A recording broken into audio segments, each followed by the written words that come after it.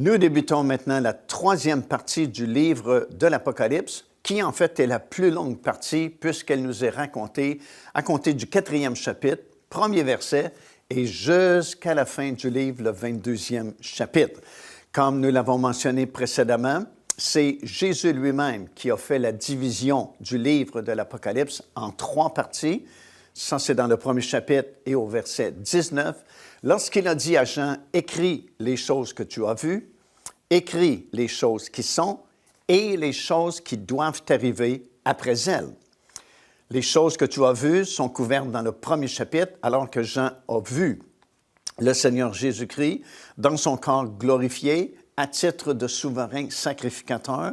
Comme nous l'avons expliqué, il était au milieu des 7 chandeliers d'or qui représentaient les 7 églises. Et la deuxième partie du livre est couverte dans le 2e et le 3e chapitre du livre de l'Apocalypse, et ce sont les choses qui sont. Et nous sommes encore dans cette deuxième partie du livre, puisque les choses qui sont, c'est l'histoire terrestre de l'Église du Seigneur Jésus-Christ. Et encore une fois, au moment où on fait cet enregistrement, l'enlèvement n'a pas eu lieu encore. Donc, nous sommes dans la deuxième partie du livre seulement. Puis, à compter du 4e chapitre jusqu'à la fin du livre, c'est la 3e et dernière partie, les choses qui doivent arriver après elles. Et c'est important de remarquer la terminologie. Ce sont des choses qui doivent arriver après les choses qui sont. Et les choses qui sont, c'est l'histoire terrestre de l'Église. Cela signifie que tout ce qui est écrit à partir du 4e chapitre jusqu'au 22e chapitre, rien de tout ça n'est encore arrivé et rien de tout ça ne peut arriver tant et aussi longtemps que l'enlèvement n'a pas eu lieu. Puis dans Apocalypse, le 6e chapitre, des versets 12 jusqu'au verset 17, nous assistons à l'ouverture du 6e sceau du livre à 7 sceaux. Et là, nous avons plusieurs bouleversements atmosphériques qui se produiront. Tout d'abord, il y aura ce grand tremblement de terre qui se produira. Deuxièmement, ça nous dit que le soleil va devenir noir comme un sac de crin. Troisièmement, la lune entière va devenir comme du sang. Et quatrièmement, les étoiles du ciel tomberont sur la terre. Cinquièmement, le ciel se retirera comme un rouleau qu'on déroule. Sixièmement, les montagnes et les îles seront remuées de leur place. Septièmement, les hommes se cacheront dans les cavernes et dans les rochers des montagnes. Et huitièmement, ils reconnaîtront que la colère de Dieu est venue. Alors, ce sont de grands bouleversements atmosphériques qui se produiront à ce moment-là, à un tel point que les gens du monde, les hommes diront, la colère de Dieu est venue. Mais pour nous, nous ne sommes pas destinés à la colère de Dieu, comme j'ai expliqué précédemment, et c'est pourquoi nous ne serons plus ici sur cette terre, mais déjà nous serons avec le Seigneur là-haut dans le ciel. Puis, entre l'ouverture du 6e et le 7e sceau, il y a un intervalle entre les deux, et durant cet intervalle-là, qui nous est décrit dans le 7e chapitre du livre de l'Apocalypse, les 17 premiers versets, nous verrons les 144 000 Juifs qui seront scellés avec un sceau de protection afin que les jugements de Dieu ne les atteignent point. Et deuxièmement, nous allons voir arriver au ciel cette grande foule innombrable qui se tiendra devant le trône de Dieu avec des palmes dans leurs mains. Alors, tout d'abord, qui sont ces 140 000 Juifs qui seront scellés d'un sceau de protection à ce moment-là? Bien, comme la Bible va nous le dire dans le 14e chapitre, ce sont les prémices de la 3e moisson, les prémices d'Israël. Vous vous souvenez sans doute, nous avons expliqué que Dieu avait établi un calendrier annuel alors que son peuple était libéré d'Égypte et en route vers le pays de Canaan. Dieu leur a donné beaucoup d'enseignements concernant l'agriculture parce que lorsque le peuple était en Égypte, ce n'étaient pas des cultivateurs, mais c'était des faiseurs de briques. Alors, ils ne connaissaient rien à l'agriculture. Et dans le pays où le Seigneur les conduisait, ils deviendront des cultivateurs. Ils vont ensemencer la terre, vont récolter des moissons. Et Dieu va établir un calendrier annuel et va leur expliquer qu'il y aura 3 moissons par année. L'orge au tout début, à l'été le blé et à l'automne les autres fruits. Et ces 3 grandes moissons seront en collaboration avec les 3 grandes fêtes annuelles, la Pâque, la Pentecôte et la fête des Tabernacles. Et non seulement ces fêtes et ces semailles et ces moissons étaient en relation avec l'agriculture, avec la terre, mais ça s'harmonise parfaitement avec la résurrection des justes. Si bien que nous comprenons que la première moisson, l'orge, représente les plusieurs saints de l'Ancien Testament. La deuxième moisson, le blé, représente les plusieurs saints du Nouveau Testament. Et la troisième et dernière moisson, les autres fruits, sont représentés par les 144 000 Juifs qui sont les prémices de la troisième moisson. Donc, il y a déjà plusieurs personnes qui seront au ciel, autant les prémices de l'Ancien Testament que les prémices du Nouveau Testament et les prémices de la troisième moisson, les 144 000. Remarquez que ces 144 000, ce sont des Juifs qui sont parmi les 12 tribus d'Israël, 12 000 de chacune des 12 tribus d'Israël. Alors, ce ne sont pas uniquement 144 000 personnes qui iront au ciel, comme une certaine secte religieuse a enseigné et enseigne encore aujourd'hui qu'il n'y aura que 144 000 personnes qui iront au ciel. Non, bien sûr, les 144 000, ce sont tous, premièrement, des Juifs. Ce sont 12 000 Juifs de chacune des 12 tribus d'Israël qui sont bel et bien mentionnés dans ce 7e chapitre-là.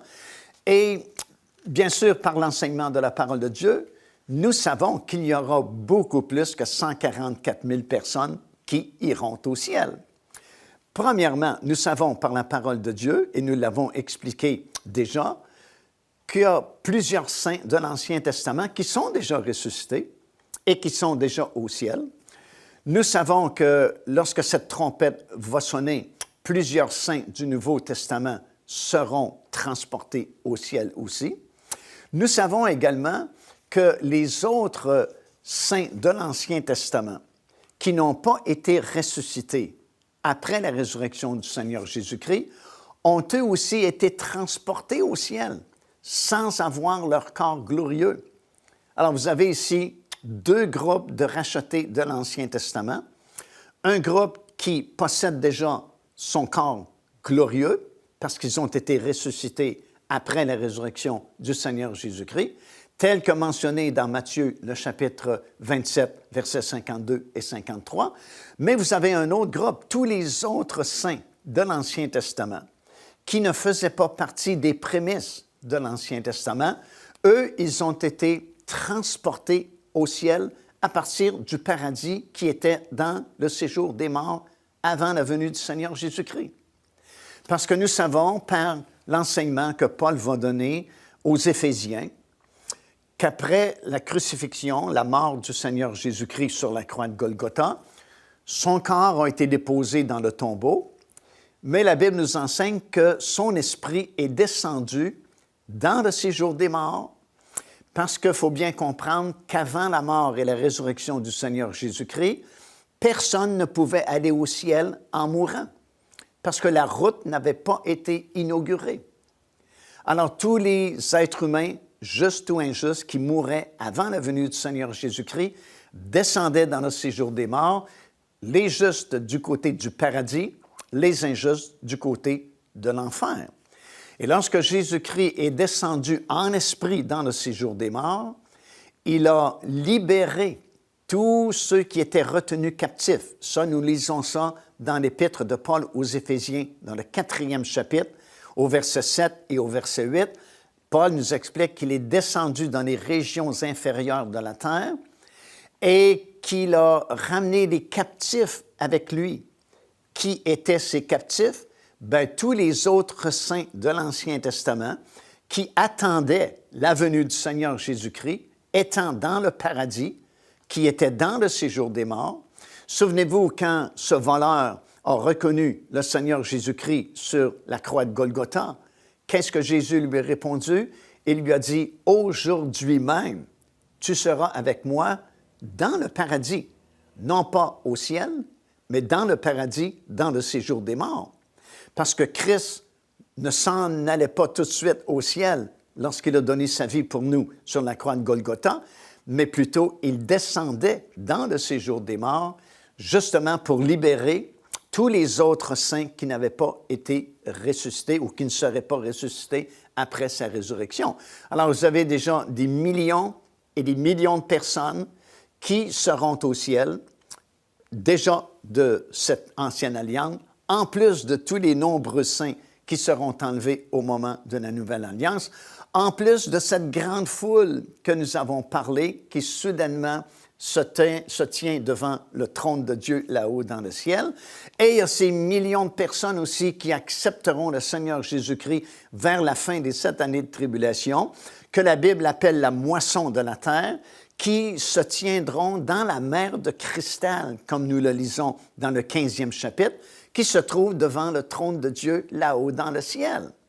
Alors, contrairement à l'enseignement de cette secte religieuse qui enseigne qu'il n'y aura que 144 000 personnes qui iront au ciel, il y a des millions et des millions de rachetés de l'Éternel qui iront au ciel après leur mort ou après l'enlèvement, qui repeupleront le ciel pendant très longtemps. Donc, déjà, nous savons par la parole du Seigneur que durant cet intervalle, les 144 000 seront scellés et cette grande foule sera debout devant le trône de l'Éternel là-haut dans le ciel. Puis nous arrivons au 8e chapitre du livre de l'Apocalypse et dans le verset 1er et le verset 2e, nous commençons à lire au sujet du jugement des 7 trompettes. Et à l'ouverture du 7e sceau, il y eut dans le ciel un silence, lisons-nous, d'environ une demi-heure. Et c'est remarquable parce que ça ressemble étrangement à la cérémonie de la fête des expiations, le Yom Kippour, lorsque le souverain sacrificateur entrait dans le lieu très saint. Comme vous savez, il venait avec le sang des animaux qui avaient été offerts en sacrifice et il faisait l'aspersion sur le propitiatoire, le couvercle qui était sur le dessus de l'arche de l'Alliance. Et il devait se tenir debout, attendant la manifestation de la gloire de Dieu. Et les rabbins disent que le temps qui s'écoulait entre le moment où l'aspersion avait été faite sur le propitiatoire et le moment où la gloire de Dieu était manifestée, c'était environ une demi-heure. Alors, ça ressemble étrangement. D'ailleurs, les versets qui vont suivre nous font penser que c'est vraiment comme la cérémonie de la fête des expiations, le Yom Kippour, qui se produit là-haut dans le ciel. Alors, il y a eu un silence d'environ 30 minutes et au 2e verset, nous lisons ceci, Jean dit, « Je vis 7 anges qui se tenaient devant Dieu et 7 trompettes leur furent données. » Alors, les 7 anges qui se tenaient devant Dieu occupent un rang supérieur. On sait qu'il y a une hiérarchie également parmi les anges. Il y a des archanges, des séraphins, il y a des simples anges. Mais ceux-ci qui ont le privilège de se tenir devant la face de Dieu appartiennent à un rang vraiment supérieur parce qu'ils peuvent justement se tenir devant la face de Dieu, un peu comme Gabriel. L'archange Gabriel va le mentionner dans l'Évangile de Luc, le 1er chapitre et le verset 19. Il va spécifier qu'il a le privilège de se tenir devant la face de Dieu. Ce groupe qui a le privilège justement de se tenir devant la face de Dieu sont aussi appelés dans la Bible le groupe des veilleurs. Nous lisons ça dans Daniel, le chapitre 4, des versets 13 jusqu'au verset 23.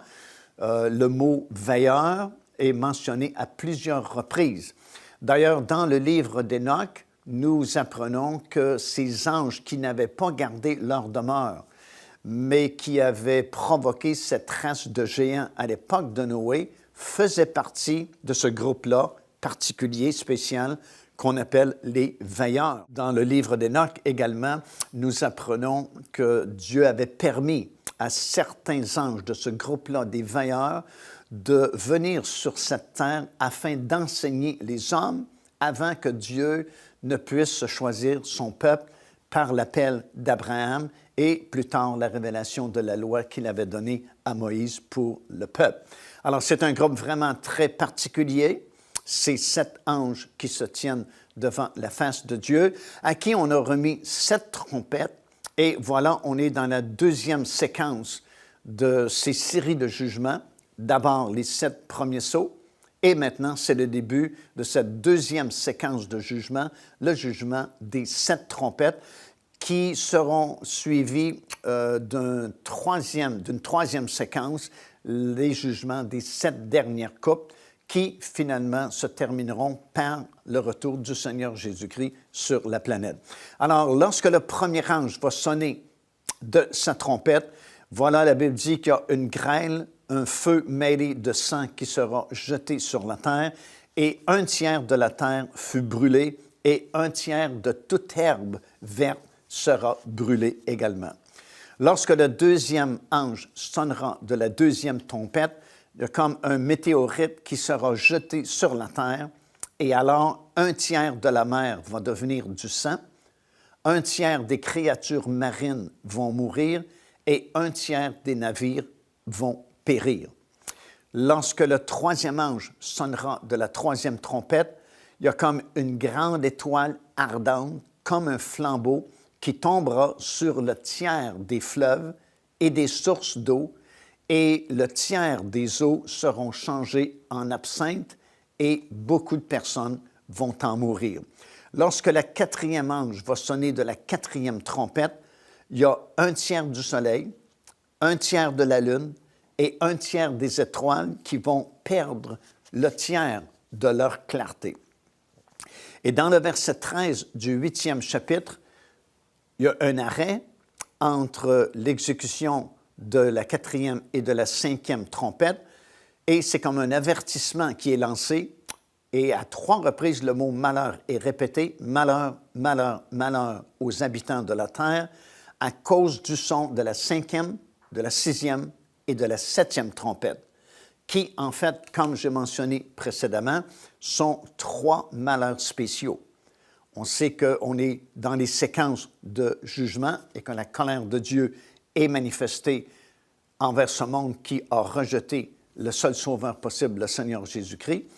Mais ici, ces 3 dernières trompettes sont encore plus intenses. Ce sont 3 malheurs particuliers. Et comme j'ai déjà expliqué, lorsque le 5e ange sonnera de la 5e trompette, des anges déchus qui avaient été retenus captifs dans les profondeurs de l'abîme. Parce que voilà une autre chose intéressante à étudier, la question du séjour des morts. L'abîme, ce n'est pas un endroit très simple, mais c'est un endroit complexe. Et dans la parole du Seigneur, nous lisons au sujet de certaines épaisseurs, certaines profondeurs de l'abîme. Et ces anges déchus qui avaient provoqué cette race de géants à l'époque de Noé sont retenus captifs dans les régions les plus basses, les plus inférieures de l'abîme, et sont gardés pour le jour du jugement, comme nous l'apprenons dans l'épître de Jude et dans l'épître de l'apôtre Pierre. Et à ce moment-ci, lorsque le 5e ange sonnera de la 5e trompette, ils seront libérés de ces profondeurs de l'abîme, vont envahir la planète et vont tourmenter les hommes pendant une période de 5 mois. Et la douleur sera tellement intense que les gens voudront s'enlever la vie, mais en seront incapables. Personne ne pourra s'enlever la vie durant cette longue période de 5 mois à la suite de ces douleurs qui seront infligées par ces anges déchus. Puis le 6e ange va sonner de sa trompette, la 6e trompette, et c'est le 2e malheur. Et cette fois-là, c'est une autre invasion démoniaque. Et nous lisons dans Apocalypse chapitre 9, les versets 13 jusqu'à 21, qu'on permettra à ces 4 super-entités démoniaques qui sont présentement et depuis très longtemps liés au-dessus du fleuve Euphrate dans la région de Babylone. La Bible dit qu'ils seront déliés et ils sont gardés liés jusqu'à l'année, le mois, le jour et l'heure précise où le commandement sera donné de les libérer.